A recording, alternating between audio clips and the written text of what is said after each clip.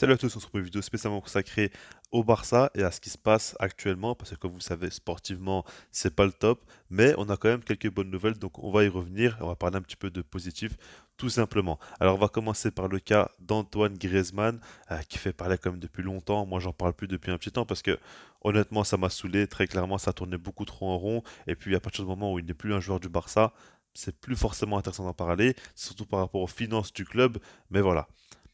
Salut à tous, on se retrouve pour une vidéo spécialement consacrée à ma série Actu Barça. Et aujourd'hui, on va parler de plusieurs dossiers assez intéressants et surtout positifs. Parce que comme vous savez, sportivement, c'est compliqué pour nous en ce moment. Avec la défaite face à l'Inter, ça fait un peu mal. Mais à part ça, il y a quand même de bonnes choses qui se passent. Et donc, on va y revenir. Avant de commencer, c'est pour mettre un maximum de likes, ça m'aiderait énormément. Et puis aussi à vous abonner si ce n'est pas déjà fait. On va commencer par le cas de notre cher Antoine Griezmann. Ça fait quand même longtemps qu'on en entend parler. Et honnêtement, je ne vous cache pas que c'est un dossier qui m'a saoulé. Ça tournait beaucoup trop en rond. Il y a eu l'histoire maintenant des 30 minutes de temps de jeu, etc.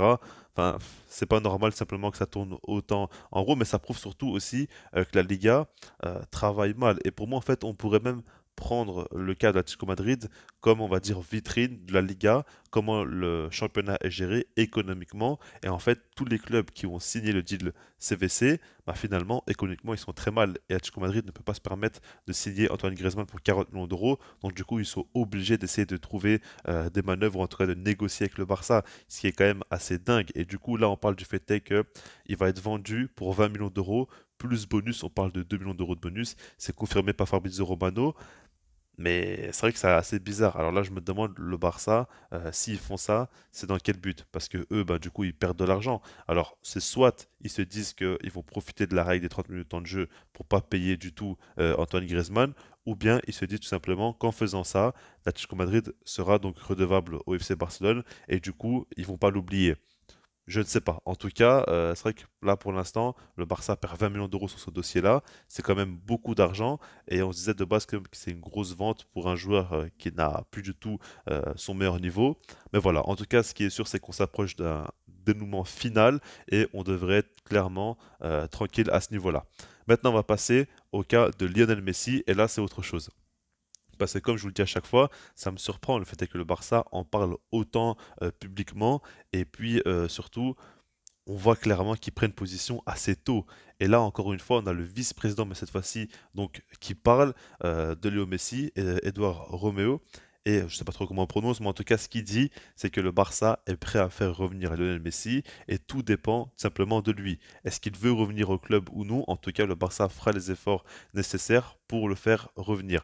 C'est complètement dingue, honnêtement, d'en parler comme ça, aussi ouvertement, comme si de rien n'était, quand tu sais qu'il y a quand même une saison très chargé avec la Coupe du Monde, etc.